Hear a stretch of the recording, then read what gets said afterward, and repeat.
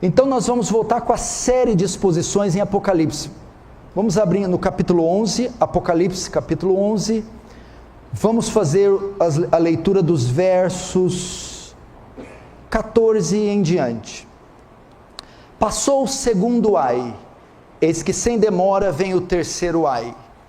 O sétimo anjo tocou a trombeta, e houve no céu grandes vozes dizendo: o reino do mundo se tornou do nosso Senhor e do seu Cristo, e ele reinará pelos séculos dos séculos.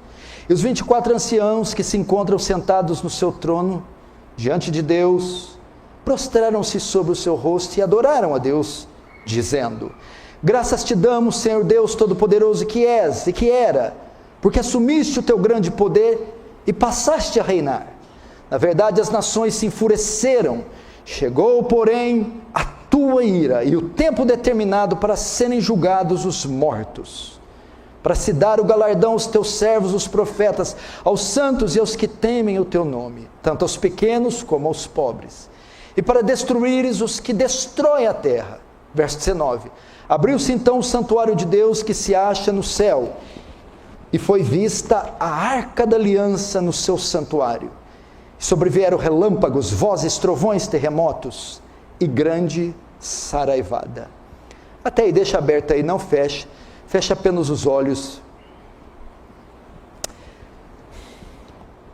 Pai Santo, mais uma vez recorremos a Ti e a Sua graça, graça gloriosa e abundante, tão urgente, tão necessária em nossos dias. Tem compaixão de nós, Filho do homem, Filho de Deus. Tem misericórdia das nossas fraquezas e dos nossos pecados. Somos tão insuficientes para essas coisas, tão miseráveis, tão pecadores. Por que não te servimos da maneira a qual o Senhor é digno? Por que nós estamos cheios de entusiasmo e alegria diante do santo culto, do santo Deus, das santas, sagradas Escrituras? Ó Senhor, dá-nos um senso da urgência de te temer, de te servir, porque já é chegada a última hora. Traz temor e tremor desse salão, para que teu reino avance, para que o Senhor receba glória para si, e nos conforme a imagem do seu Filho, em nome de Jesus. Amém.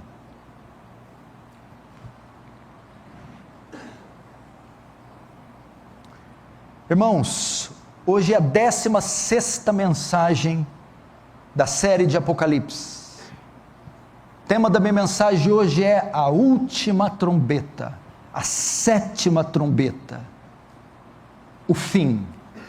Como eu sempre peço nas exposições de Apocalipse, temor, reverência e atenção, porque essas palavras são sagradas, saíram da boca do Altíssimo. Não é só um sermão retórico. Ao longo dos anos, meu irmão, a sociedade sempre correu atrás de alguém que pudesse prever ou adivinhar o futuro. E ao longo das eras, muitos gurus e profetas se levantaram na tentativa de prever o futuro. Talvez o mais famoso deles foi Nostradamus. Tanto é que essas casas de adivinhação, leitura da mão, da sorte, tarô, búzios, cartas, astrologia, são requisitadas grandemente, porque as pessoas querem saber o seu futuro. Entretanto, é óbvio que nenhuma dessas instituições, pessoas, tem essa capacidade. Só uma instituição que tem em mãos o poder de prever o futuro sou eu e você, é a igreja. Quando abrimos esse livro dos 63 que tem, dos tantos que falam sobre isso, Apocalipse talvez é o que mais prediz o futuro. Aqui estão as previsões para o futuro. Não é uma mensagem para só massagear o seu ego, ou uma mensagem retórica. Aqui estão profecias, quer o homem creia ou não, quer as religiões aceitem ou não, que irão acontecer e afetarão toda a humanidade. Está aqui diante de você. Esse livro que está na sua mão carrega profecias que vão acontecer com todo o espaço, todo o cosmos, todas as nações da terra. Está nas suas mãos. E as palavras que nós vamos ler aqui, elas irão acontecer. Elas irão acontecer. Não deveríamos nós fixarmos nossos olhos e construir nossas vidas em tudo que aqui está escrito. Não há sentido viver uma vida ou edificá-la a parte de tão elevada verdade. Está aqui. Podemos prever o futuro. Sabemos o que vai acontecer no capítulo 1, 2, 3, 4, 5 e até o 22 de Apocalipse. Então, se eu tenho o privilégio de alcançar aquilo que milhares e milhões ao longo das eras não conseguiram, se eu tenho o privilégio de prever o futuro, por que então não me adaptar a ele? Não conformar a minha vida, se aqui está escrito o que vai acontecer? Seria uma incoerência, uma insensatez, eu viver de forma contrária aquilo que a mim foi revelado no tocante ao futuro. E é isso que Apocalipse 11, 14 ao 19 vai dizer. Querida igreja, o fim está chegando. O fim não é uma utopia. Esse mundo não se autossustenta, ele não vai durar para sempre. Um dia todo mal será julgado, e todo bem será recompensado. Um dia Cristo retornará. Escute, esse dia está mais próximo do que imaginamos. Quando vemos, por exemplo, o cenário, os acontecimentos do Brasil, principalmente os últimos, envolvendo cenário político, é aterrorizante. As manobras que estão acontecendo. Então você fica com um sentimento de frustração e um arrepio do que está por vir. Mas ao mesmo tempo, isso leva a um sentimento de euforia, de dizer: meu Deus do céu, o fim está chegando. Isso é cumprimento das profecias. O cenário está sendo montado, o palco está sendo feito para a última peça, o último ato. Então, quando eu olho para isso, eu não consigo desassociar isso da profecia. As nações conspirando, se juntando, ideologia se formando, um cenário propício para um governo anticristão. Jesus está voltando. Se prepare. Na última mensagem do capítulo 11 que nós tratamos, nós entramos na última semana de Daniel, se você se lembrar. Nesse tempo, lá do capítulo 11, as duas testemunhas profetizarão 1260 dias, que equivale a 3 anos e meio. É a primeira metade da última semana de Daniel. Isso está no verso 3, Apocalipse 11, 3. Nós já estamos nessa última semana. Esse é o tempo destinado à igreja, destinado à pregação do evangelho, ao avanço do reino, às missões transculturais. No verso 7 de Apocalipse 11, concluído o tempo da pregação da igreja, a besta se levanta para matar as duas testemunhas. Dá-se início então à última metade da última semana, um período destinado à grande tribulação. É nesse tempo, na última metade da última semana, na grande tribulação, que aparece, que entra em cena o anticristo, que persegue, tortura e martiriza a igreja. Notem, o período das testemunhas é de 1260 dias. O período da besta é 3 dias e meio. Ambos são para dizer metade de 7. Mas é que o período da besta foi abreviado, senão nenhuma carne se salvaria. Jesus disse em Mateus 24, se aqueles dias não fossem abreviados, que dias? A última metade da última semana, a grande tribulação, o período do anticristo. Nenhuma carne, nem os escolhidos. As 2 testemunhas são mortas pela besta, e elas ressuscitam. Apocalipse 11, 11. Ocorre então aqui nesse tempo a ressurreição da igreja, no final da grande tribulação. Nós temos a ressurreição da igreja. Depois de mortas, ressuscitadas, as 2 testemunhas são levadas para o céu. Apocalipse 11, verso 12.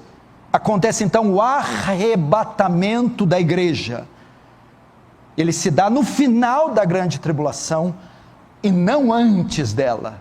A igreja passa pela grande tribulação, é martirizada na grande tribulação, é perseguida na grande tribulação pelo anticristo, e no final da grande tribulação ocorre a ressurreição dos mortos. A igreja ressuscita primeiro, e os vivos que estiverem aqui, crentes em Jesus, serão arrebatados. Isso tudo, que vai do capítulo 10 ao 11, foi um interlúdio. O 7º selo abre e dá-se início a 7 trombetas. Primeira trombeta, segunda trombeta, quarta, quinta, sexta trombeta. Da 6ª para a 7ª temos um interlúdio, um intervalo. Parece que João para e não vai direto para a 7ª trombeta. Ele para o intervalo, para tratar do quê? Do cavaleiro com o livrinho na mão, das 2 testemunhas. Esse interlúdio entre a 6ª e a 7ª, por que ele ocorre? É o tempo do cavalo branco, das 2 testemunhas, do livrinho. É necessário que profetize 1260 dias. É o tempo da expansão, da pregação do evangelho. Eu dei um nome para esse interlúdio, entre a 6ª e a 7ª trombeta. É a misericórdia. Esperando que povos, tribos, línguas se convertam, para que antes de soar a 7ª trombeta. Interlúdio. Entretanto, terminado o interlúdio, vem então, é chegado então, o último ai. Apocalipse 11, verso 14. Passou o segundo ai. Agora veja só, eis que, sem demora, vem o terceiro ai. Sem demora vem o terceiro ai. O que é o terceiro? O terceiro ai é a 7ª trombeta. Terminou o interlúdio, terminou o intervalo, a misericórdia foi retirada, chegou a hora do terceiro ai, da última trombeta ser tocada. Do que trata a última trombeta? É a volta de Jesus, é o fim de todas as coisas. E aqui João está dizendo, chegou o tempo da volta de Jesus, chegou o tempo da segunda vinda de Jesus nas nuvens. Queridos irmãos, podemos dizer que todas as outras trombetas já tocaram. A primeira, a segunda, a terceira, a quarta, a quinta e a sexta. E estão tocando, porque vão da primeira até a segunda vinda de Cristo. Mas é certo que a 7ª trombeta ainda não soou. A igreja ainda está aqui. As nações ainda não foram julgadas. O mundo ainda está firmado nas suas estruturas. Mas esteja certo, ela ainda não soou, mas ela vai soar em breve.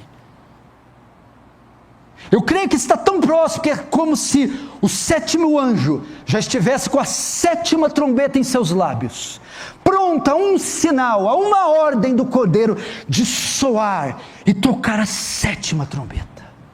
1 Tessalonicenses 5:2 diz: porque vós sabeis que o dia do Senhor virá como um ladrão à noite. Pode ser que ela já esteja com a trombeta, o anjo com a trombeta em punhos, com lábio, pronto a soar.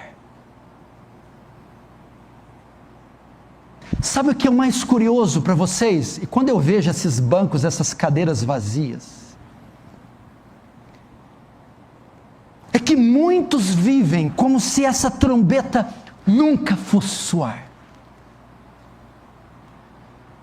O estilo de vida, vivem como essa trombeta nunca fosse soar. Olha o que diz em 1 Tessalonicenses, capítulo 4, verso 16 e 17.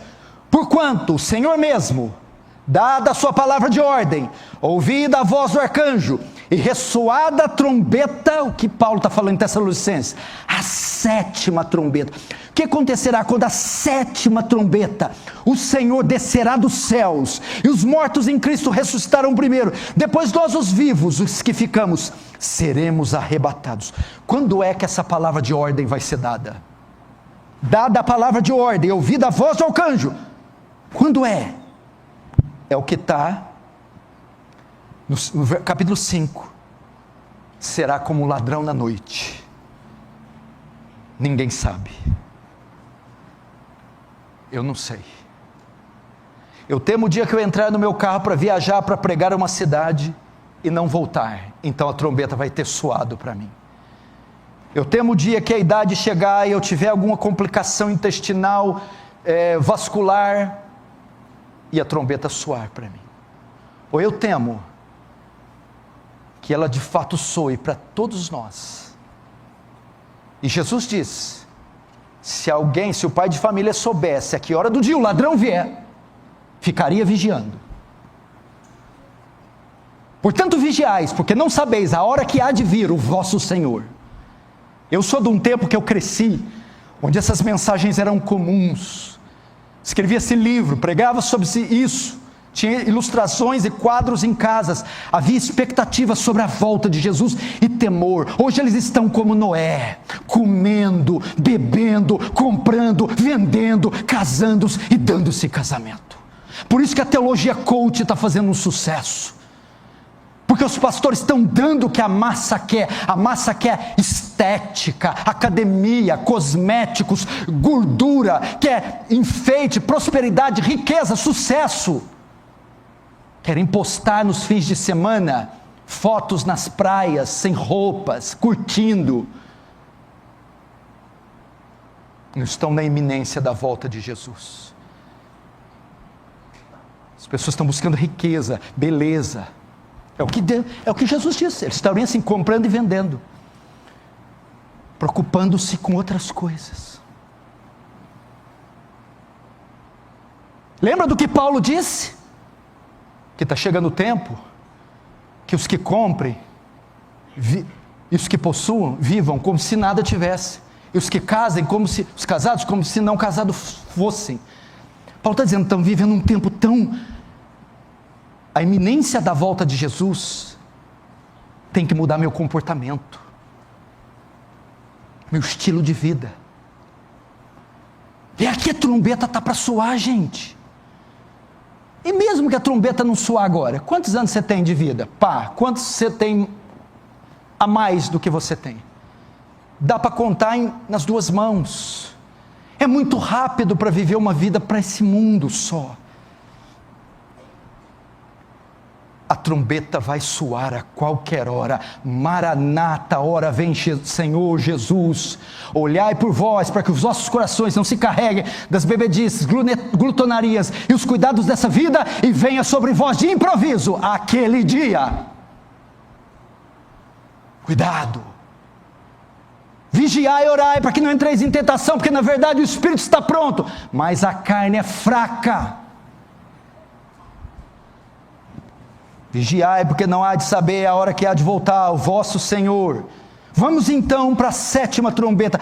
São fatos simultâneos, preste atenção. O que ocorreu no 11? Nós tivemos a primeira metade, a primeira semana de Daniel, a primeira metade. Pulamos para a última metade, período da grande tribulação, do anticristo.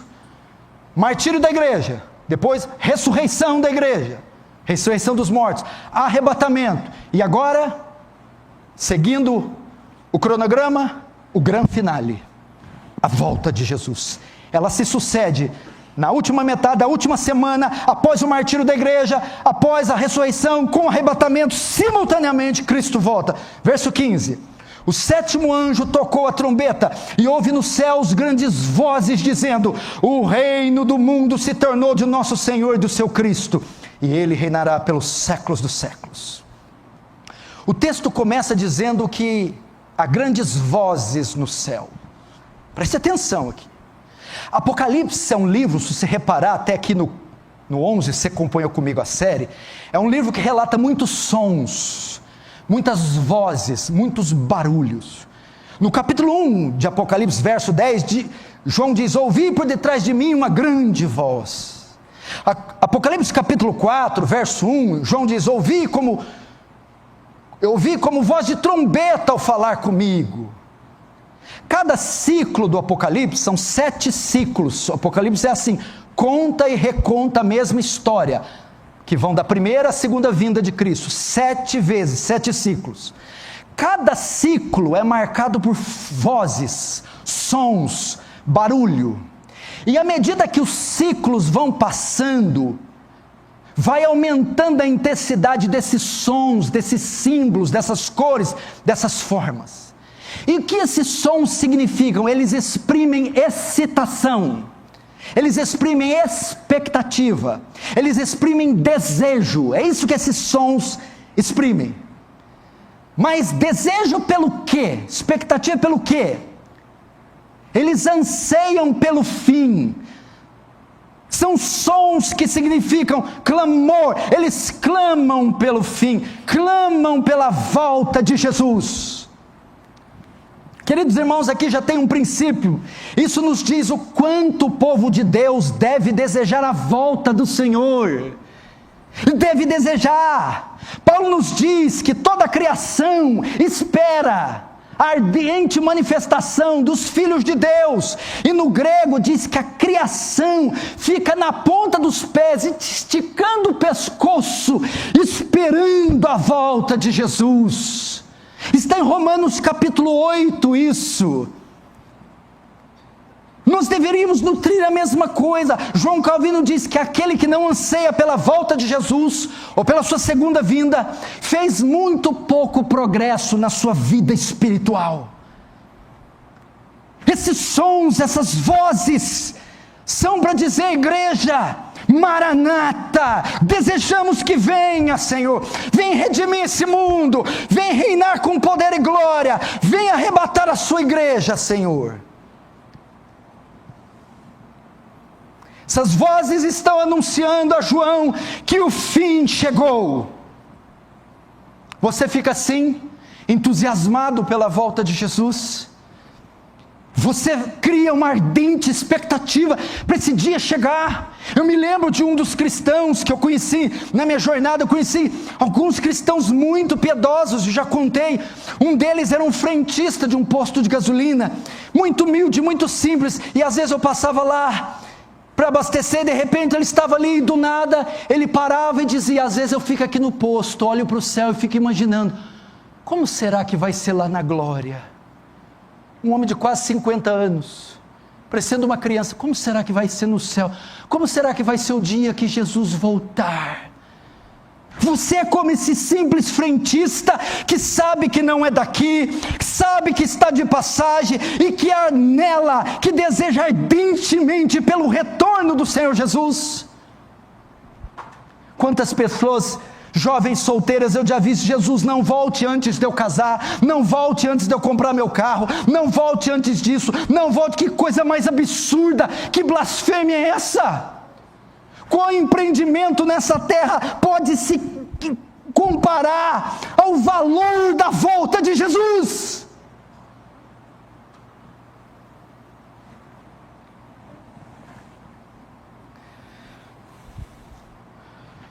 Notem outra coisa aqui. Antes de começar a tocar as trombetas, em Apocalipse 8, lá diz que houve silêncio no céu. Lembra? O anjo abre o 7º selo. O 7º selo é o anúncio das trombetas. E a Bíblia diz que houve silêncio. Por quê? Por causa da gravidade das trombetas, da solenidade, do terror que seria. Só que agora na 7ª trombeta diz: ouve-se vozes, e vozes de júbilo. Na outra houve silêncio por causa do terror. Na 7ª houve-se vozes de júbilo. Por quê? Porque chegou o tempo do reinado completo e absoluto de Cristo. É o já e o ainda não. Cristo já está reinando, a igreja já é salva, mas ainda não entrou na glória, mas ainda não reina na sua plenitude. Por que houve-se vozes de júbilos? Por causa do final do verso 15. O reino do mundo se tornou de nosso Senhor e do seu Cristo, e Ele reinará pelos séculos dos séculos. É só você ouvir Aleluia de Handel, como ele ilustrou esse texto. Houve-se júbilo porque chegou o tempo do Senhor conquistar por completo o seu reino. Alguns entendem esse versículo como a cristianização da sociedade. Os pós-milenistas entendem que no final os crentes assumirão todas as esferas e posição de poder, e teremos um período de paz, onde Cristo reinará fisicamente aqui na terra. É isso que quer dizer: o reino do mundo se tornou do nosso Senhor. Mas não, nós não entendemos assim. O que significa essa afirmação? No grego aqui algumas traduções dizem os reinos desse mundo, mas no grego não é reinos no plural, é reino. Porque ele não está falando de etnia, não está falando de partidos políticos ou de métodos de governo. Ele está falando de um reino que sobrepuja, um reino que está por trás de todos os reinos, é um reino espiritual. Esse é o reino que o diabo possuía a influência. Lembra na tentação de Jesus? Levou ele para um alto do monte e mostrou-lhe todos os reinos, diz: todos te darei, porque a mim foi dado se prostrado me adorardes. É o reino de Satanás, é o reino que o diabo possuía influência, um reino que influenciava todos os outros reinos. São reinos que se rebelam contra Cristo, como está no Salmo 2, verso 1, porque se enfurecem os gentios e os povos imaginam coisas vãs, os reis da terra se levantam e os príncipes conspiram contra o Senhor e contra o seu ungido, dizendo: rompamos os seus laços e sacudamos de nós suas ataduras. É este reino, regido pelo diabo, pela ideologia do diabo, que governa todos os outros reinos e todos os outros povos. Portanto, na volta de Jesus, com a sua volta, o que esse texto está querendo dizer é que o reino que estava nas mãos de Satanás, e que reinava em oposição ao reino de Deus, agora será de Cristo. Cristo na sua volta conquistará esse reino em sua plenitude de uma vez por todas. Ele não pode reinar na sua plenitude. Para que ele reine na sua plenitude, ele vai vencer e expulsar daqui Satanás, o anticristo, a besta, o falso profeta, a morte e todas as nações ímpias. Então ele reinará com plenitude. Isso é o que está em Daniel 7:14.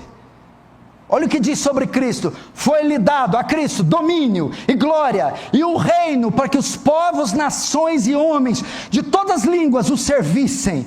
O seu domínio ou reino é um reino eterno que não passará, e o seu reino jamais será destruído. Quando é que esse reino jamais passará e terá um domínio eterno? Na sua vinda, ao soar da 7ª trombeta. É isso que está acontecendo aqui, meu irmão. Portanto, os céus estão gritando a vitória de Cristo. É isso que os céus estão cantando, é isso que as vozes dizem. Cristo expulsou o usurpador dessa terra, Cristo livrou a terra do seu reinado de rebelião e de corrupção. Agora o reino é de Cristo, um reino de justiça e de verdade.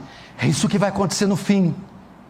Toda injustiça será tirada, toda injustiça será punida, todos os inimigos de Deus e da igreja serão aniquilados e tirados da terra.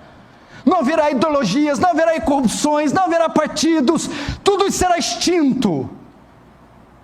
Todas as hostes malignas, as hostes humanas, as hostes espirituais, todos os demônios, todas as potestades, todas as etnias, todos os reinos, todos os poderes serão destituídos. E vai haver lugar para um só reino, o reino de Cristo. É o que está em Lucas capítulo 1, verso 32 e 33, falando de Jesus. Este será grande e será chamado Filho do Altíssimo. Deus, o Senhor, lhe dará o seu trono, lhe dará o trono de Davi, seu pai, e ele reinará para sempre sobre a casa de Jacó. Agora no final, e o seu reinado não terá fim, jamais terá fim.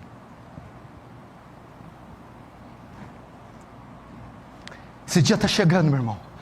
Ao soar da 7ª trombeta, virá o conquistador, coisa que nem Napoleão, nem Hitler, nem César, nem Mao Tse Tung, nem qualquer rei, nem qualquer faraó, nem qualquer dinastia jamais sonhou ter. Ele virá cavalgando no cavalo branco, pelejará com cetro de justiça e vara de ferro, regerá as nações. Ele conquistará e governará tudo e todos.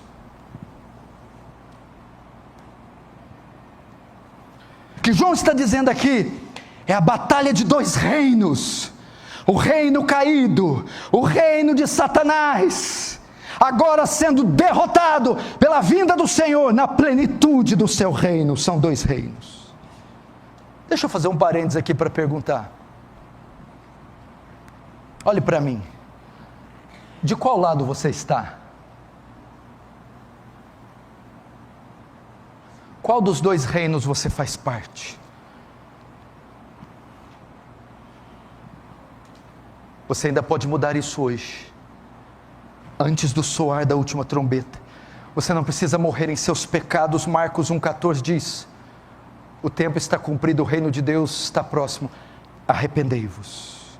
E agora o texto termina, sua soberania se mostra absoluta. Olha o verso 15 e última parte: e ele reinará pelos séculos dos séculos. A sua soberania se mostra absoluta, ninguém vai tirá-lo do seu trono. Uma vez sentado e estabelecido esse trono, ele é inexpugnável. Agora João, diante de toda aquela beleza, ele está vendo a volta do Cordeiro, meu irmão, o que está no final do capítulo 24, e depois dos dias daquela tribulação, o sol não dará a sua luz, as estrelas cairão do firmamento, então verão do céu um sinal, o Filho do Homem com poder e grande glória. É o que ele está vendo. Agora, de repente, aparece em cena uma grande adoração, veja só o verso 16, e os 24 anciãos que se encontram sentados no seu trono, diante de Deus, prostram-se sobre o seu rosto e adoram a Deus. Mais uma vez João vê agora, no soar da 7ª trombeta, os 24 anciãos. Já dizemos o que significa os 24 anciãos. 24 é a soma de 12 mais 12. Os 12 patriarcas, 12 filhos de Jacó, do Antigo Testamento, as 12 tribos e os 12 apóstolos. Significando a igreja do Antigo Testamento e a igreja do Novo Testamento, gentios e judeus. Quando João vê os 24 anciãos, são crentes de todas as eras, de todos os tempos, e a totalidade dos eleitos, dos remidos. O que ele vê é a igreja, e olha a posição que ele vê a igreja, preste atenção. Se eu não falar, parece até heresia, parece até blasfêmia. E os 24 anciãos que se encontram sentados no seu trono. João vê a igreja no soar da 7ª trombeta, sentada no trono, ao lado de Deus. Significa que ela está numa posição de honra, por ter servido, sofrido e amado o Senhor. Meu irmão, preste atenção, não é pouca coisa servir o Senhor nessa terra, não é pouca coisa ser cristão. A igreja será honrada, a igreja terá um lugar de destaque nos céus. Ser crente é a coisa mais elevada do mundo. Veja onde João está vendo a igreja, sentada no seu trono. Você que prega o evangelho nas ruas, você que ora pelas madrugadas, você que sofre discriminação e bullying na escola por ser cristão, você que é rejeitado, você que tem dificuldades, permaneça, grande será o seu galardão. João aqui abre um pouco, discutindo o futuro, e vê você lá, vê eu lá, vê os santos lá, estão do lado dele em posições de honra, com coroas na cabeça, com vestes reais, ao lado do Cordeiro. E a Bíblia diz que ela se prostra e adora. Por que isso? Os 24 anciãos que se encontram sentados no trono de Deus, prostram-se sobre o seu rosto e adoram. Esses 24 anciãos se curvam mais uma vez diante de Deus. Já se curvaram no capítulo 4, já se curvaram no 5, e agora se curvam no 11 e adora. E louva. Opa, adora, louva. Não, então não é um ato simples. Está acontecendo um culto aqui. Está acontecendo adoração aqui. Um culto está acontecendo nos céus. Mas que tipo de culto está acontecendo aqui? É um culto de ações de graça. Eles estão agradecendo ao Senhor, conforme o verso 17. É um culto onde estão o Pai, o Filho e o Espírito Santo, os 4 seres viventes, os 24 anciãos, a criação redimida e toda a igreja estão em um culto de ação de graças. Agora, vamos ver a razão para este culto, para essa adoração. São 3 razões por que a igreja está adorando, está cultuando o Senhor. A primeira razão, pelo reinado total de Cristo.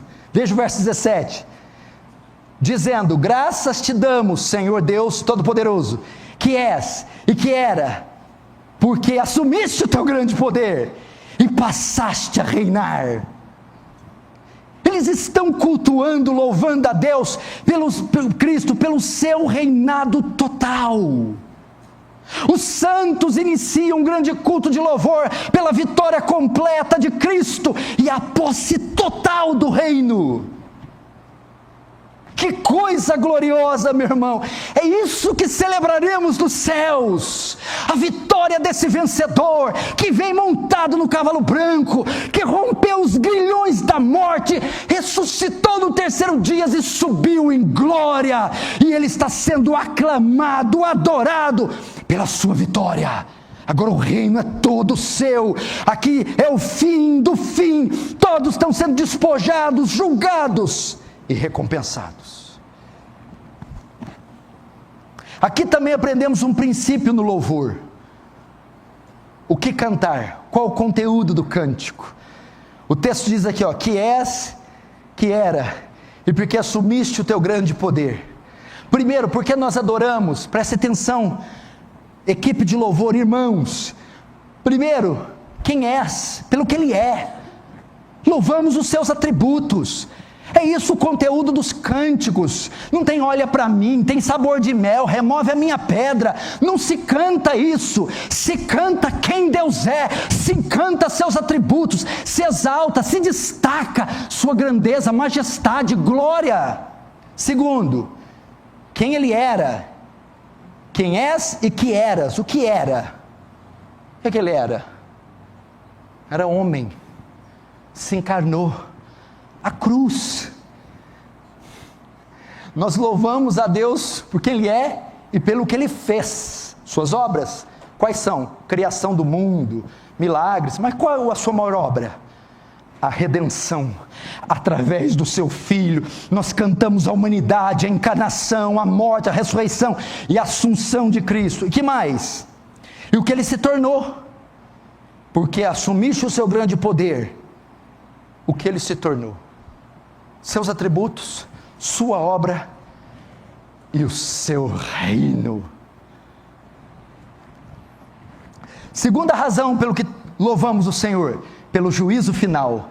Verso 18: na verdade as nações se enfureceram, chegou porém a tua ira, e o tempo determinado para ser julgado os mortos, para dar o galardão aos teus servos, os profetas, aos santos e aos que temem o teu nome, tanto os pequenos como os grandes, e para destruíres os que destroem a terra.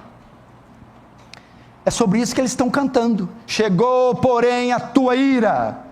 Parece estranho cantar isso, né? O soar da 7ª trombeta está cantando ira, destruição, julgamento. É um culto que está acontecendo. E o primeiro motivo, a vitória total de Cristo. O segundo motivo, o juízo sobre os ímpios, seus inimigos. Por que temos que cantar isso? A 7ª trombeta, irmão, celebra a vitória absoluta de Cristo sobre o mal. Faz sentido, porque esse texto foi escrito numa época onde os cristãos estavam sofrendo perseguição do Império Romano. E ele está dizendo que quando a 7ª trombeta soar, todas as nações, inclusive o Império Romano, serão julgados. Por isso temos que celebrar. Deus está punindo os inimigos da igreja, Deus está punindo os inimigos do seu Filho, Deus está punindo os seus próprios inimigos.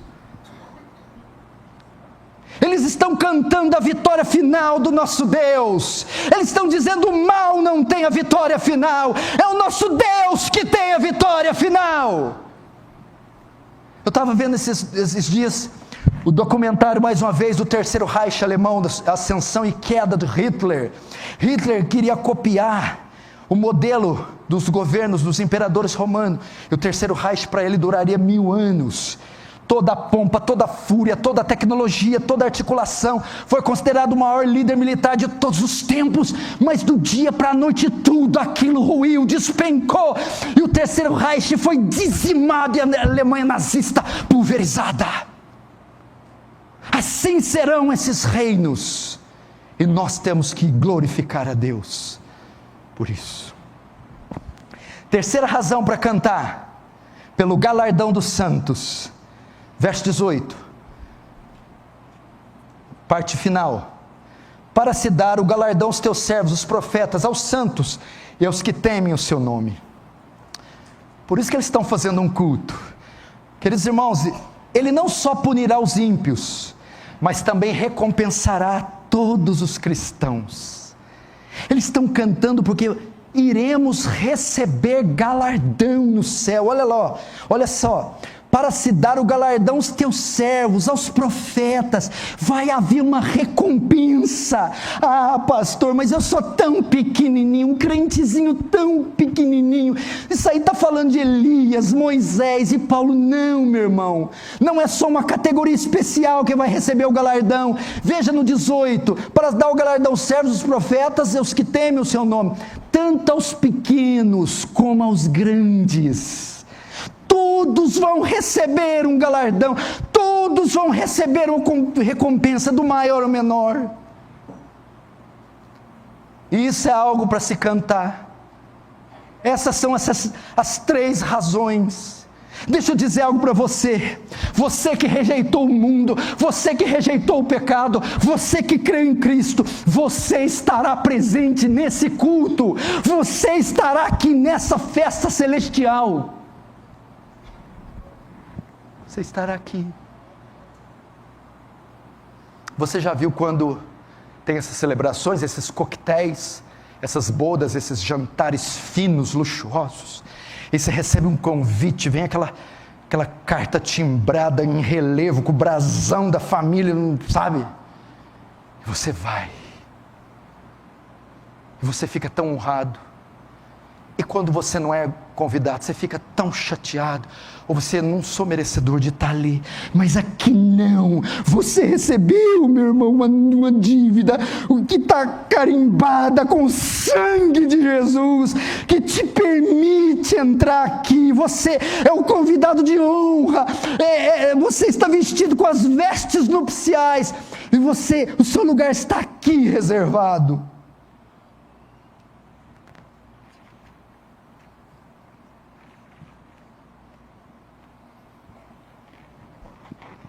Agora terminando.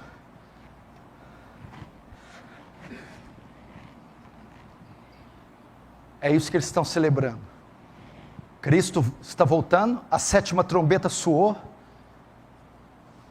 arrebatamento dos mortos, ressurreição dos mortos, arrebatamento dos vivos, julgamento sobre essa terra. E agora, o verso 19, é o fim do fim, é o finzinho.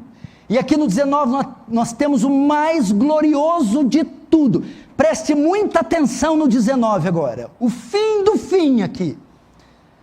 Abriu-se então o santuário de Deus, que se acha no céu, e foi vista a arca da aliança no seu santuário, e sobrevieram relâmpagos, vozes, trovões, terremoto e grande saraiva.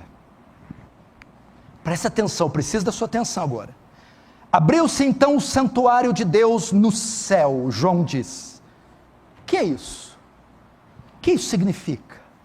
Presta atenção, santuário aqui é a casa de Deus, é o céu dos céus. Deus aqui então na 7ª trombeta abre a sua casa, abre os portões do céu, dos seus aposentos. Sua casa está aberta, ok? A 7ª trombeta soa, Cristo volta entre as nuvens e Deus abre as portas do céu. Por que ele faz isso? Aquilo que jamais foi visto por alguém, que sempre teve oculto, Deus agora abre. Deus abre seu santuário para revelar algo a alguém. Deus quer revelar ao cosmos, a toda a criação, a sua obra. E Deus quer revelar o que há lá dentro do céu. Ele abre a sua casa para uma inspeção. E o que há lá? O que ele mostra? Notem, João está falando que ele abriu o santuário. Nós temos que entender algo aqui, escute. Na nova aliança, não há mais edifícios, templos, palácios de pedra. Cada redimido, cada salvo, ou cada um que se converte, segundo 1 Pedro 2,5, se torna uma pedra viva, uma pedra, um tijolo. 1 Pedro 2,5, vós também como pedras vivas, sois edificados casa espiritual. Cada um é um tijolo, uma pedra viva.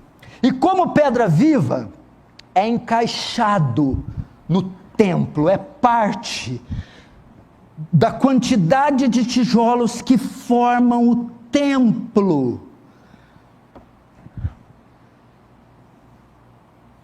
Quando a 7ª trombeta soar, Deus chegará com o último salvo, o último tijolo que ele formou e formará o templo. Ele então, com a volta de Jesus, finalmente acabará a sua construção. Então os portões do céu se abrirão e Deus mostrará a todo o universo a obra que ele tem feito. Que obra é essa? Um edifício formado pela totalidade dos salvos, dos eleitos. Isso que João está vendo. Um templo edificado com o número de cada salvo, é a totalidade da igreja. Ele está fazendo isso para mostrar ao mundo: eu salvei pecadores, Deus salvou pecadores, um novo templo está sendo erguido, irmãos, um templo vivo, feito de almas vivas. O tabernáculo e o templo eram apenas sombras, arquétipos de algo maior que ele faria. E no Novo Testamento,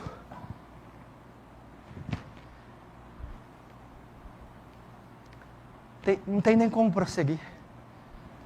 Ele abre os céus, João vê um templo, ele está mostrando para o mundo, veja o número dos eleitos, dos salvos, dos redimidos, veja um edifício construído, veja, a minha obra consistiu em salvar toda essa quantidade de pecadores.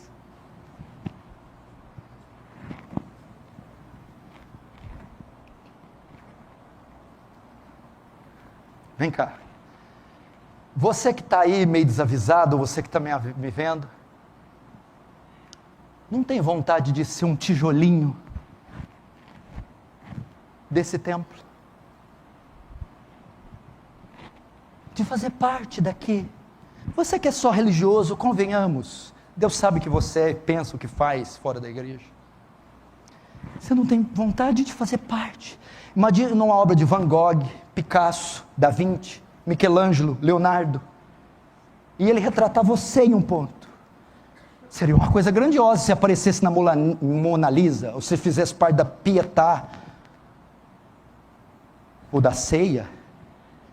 Quanto mais você fazer parte dessa obra de arte que está sendo pintada, escrita não por Michelangelo, Picasso, Da Vinci, mas Jeová, o Deus Todo-Poderoso, está esculpindo um edifício, e você tem a chance de estar lá, de ser uma das pedras dele, que comporão o número total dos salvos, e formarão essa belíssima, estupenda obra, que excede em glória o Empire State Building, que excede em glória o World Trade Center, as pirâmides do Egito, ou qualquer outra coisa. Deus escancara as portas do céu da sua casa e mostra para o universo: veja a minha obra, veja o que eu tenho feito ao longo das eras, salvado pecadores, e está aqui um edifício erguido, não com pedras físicas. Mas não parou. Se você está estarrecido, estupefato, isso aqui é o final do final. Já se foi tudo na terra. A besta, o falso profeta já enviou para o inferno, já julgou as nações, aniquilou esse mundo. Agora é o fim do fim. É só ele e a nova criação. Só tem algo estranho aqui. Olha lá. Abriu-se então o santuário de Deus que se acha no céu. E foi vista a Arca da Aliança. No seu santuário, está todo mundo procurando a Arca da Aliança? Aqui ela. Vamos perguntar, onde está a Arca da Aliança? Aqui. Viu a bendita arca, aquela que Davi carregava, símbolo da presença, aquela com ouro batido, madeira de acácia, 2 querubins, a tampa do propiciatório, símbolo da Shekinah, da glória, da presença de Deus. Ele vê o templo e vê a arca dentro do templo, no centro do templo. Portanto, assim como no tabernáculo e no templo, Deus vê a arca, João vê a arca da aliança dentro desse templo. O que é isso? Tem uma ideia que seja? Essa arca, dentro do templo, é Cristo no meio do seu povo. É isso que João está vendo. O templo foi erguido, o céu foi aberto, o templo está sendo visto, e lá no meio a arca também foi vista. No centro desse templo, feito de todas essas almas vivas, pedras vivas, está a arca. No Antigo Testamento, essa arca também era central na mobília do tabernáculo. Tinha a porta de entrada, tinha o altar de sacrifício, a pia da purificação, tinha os pães da mesa da preposição, o candeeiro de ouro, mas no lugar central estava a arca, e aqui João vê ela no lugar central do templo. E dentro da arca estavam as 2 tábuas da lei, as tábuas do testemunho, e a tampa que era o propiciatório. E essa arca ficava no Santo dos Santos, onde a presença de Deus residia. Ali o sacerdote aspergia sangue para expiação. A ira de Deus era placada e o pecado era coberto. O que é isso? É um tipo de Jesus Cristo. Primeiro, a arca foi feita de madeira e de ouro puro. Madeira, sua humanidade. Ouro, sua divindade. E não é qualquer madeira, madeira de acácia, impermeável e incorruptível. Ele em tudo foi tentado, a nossa semelhança, mas sem pecado. A arca continha as 2 tábuas da lei. Todas as exigências da lei contidas na arca foram por Cristo cumpridas. Eram 2 tábuas. A primeira, mandamentos que dizem respeito a Deus. A segunda, mandamentos que dizem respeito ao próximo. O cumprimento da lei, tanto quanto a Deus quanto ao próximo, é o amor. Ele amou Deus de todo o coração, de toda a sua força, todo o seu entendimento. E ao próximo como a si mesmo. Ele cumpriu toda a lei. Ele veio do céu para cumprir em perfeita obediência e assim substituir pecadores. O propiciatório era o lugar onde o sangue era aspergido. Ele não só cumpriu e obedeceu no nosso lugar, mas ele teve que pagar por nossos pecados. Ele é a propiciação pelos nossos pecados, 1 João. Na cruz ele derrama o seu sangue. Quando o soldado fura-lhe o lado, ele asperge, como o sacerdote aspergiu sangue sobre o propiciatório, o Senhor asperge o seu sangue, para cobrir, expiar nossos pecados, aplacar a ira de Deus, satisfazer a sua justiça e nos perdoar. Meu Deus do céu, o que temos aqui então? A 7ª trombeta soa, Deus abre o seu santuário, e no centro dele temos Jesus Cristo habitando com seu povo. Para quê? Mostrando que nós só estamos ali por causa dele, do que ele fez. Ele é o centro, ele é o pilar, ele é o alicerce daquele templo. Ele é o centro de tudo. Para que mais? Deus mostrando ao mundo que ele está se reconciliando com o homem em novos céus e nova terra, através do seu Filho, Cristo Jesus.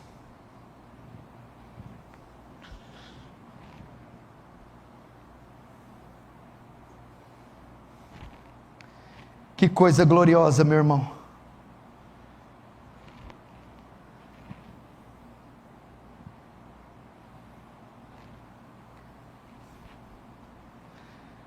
Que coisa gloriosa, os céus abertos, você entrando e fazendo parte do templo, e lá no meio, todos os redimidos, com Cristo Jesus.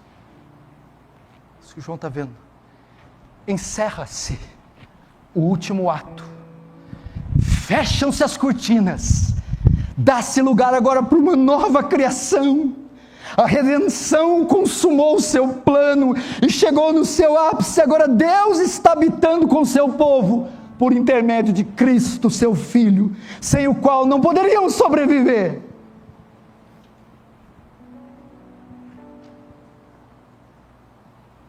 Não é um privilégio? Olha, eu acho que eu nunca vou ter o meu nome na calçada da fama, nem no hall da fama. Eu não sei, eu não vou ter nada.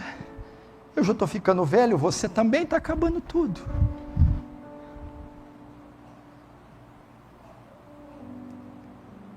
Mas dá para aquilatar o valor de fazer parte disso aqui,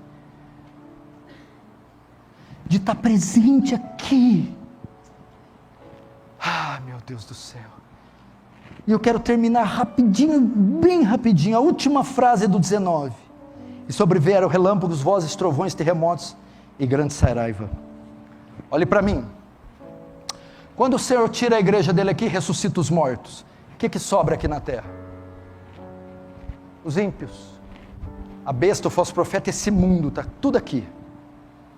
Enquanto isso tudo está acontecendo nos céus, verso 18 diz que os ímpios estão furiosos, enquanto a igreja está cheia de alegria. Diz que os ímpios estão sendo destruídos, enquanto os cristãos estão recebendo o galardão.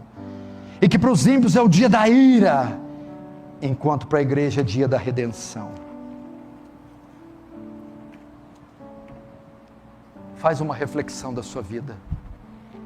Quantos sermões vão ser precisos como esse para você se converter, jovem?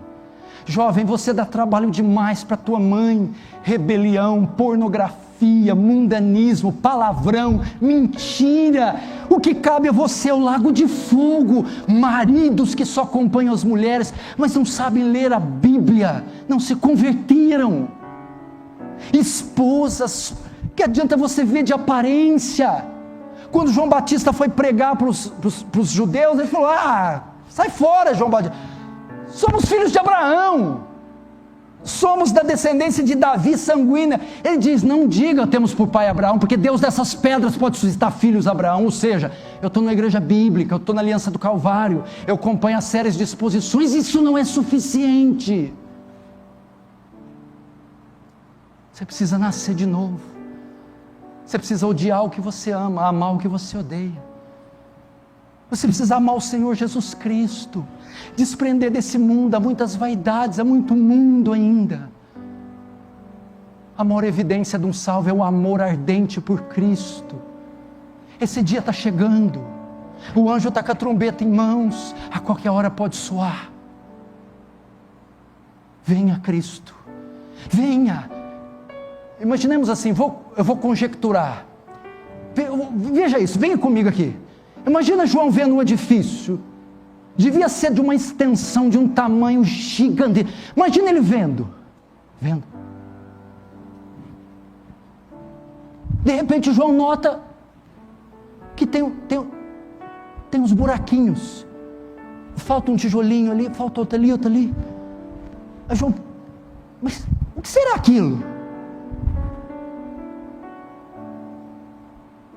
O templo é perfeito, mas ele está incompleto. Falta algumas pedras lá.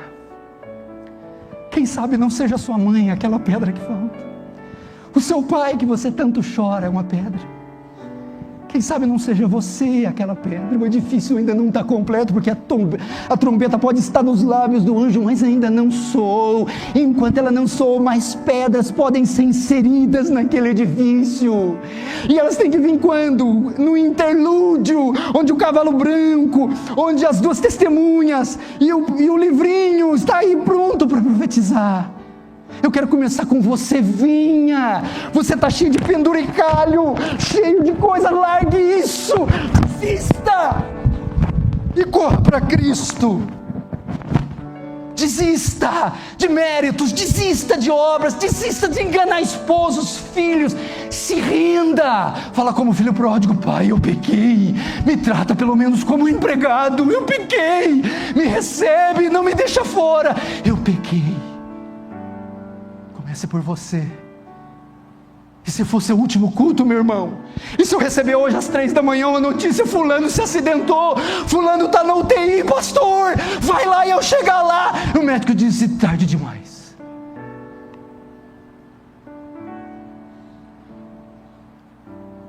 Segundo, não vale a pena chorar pela essa mãe, pai, irmão. Senhor, ainda que resta um só tijolo, coloca o meu pai lá, coloca a minha mãe lá. Se restar um só tijolo, coloca ela lá, por favor. Ou ao ponto de dizer como o apóstolo Paulo: tira a minha parte lá e coloca a dela, por favor. Por favor. Feche os seus olhos, curva a sua cabeça.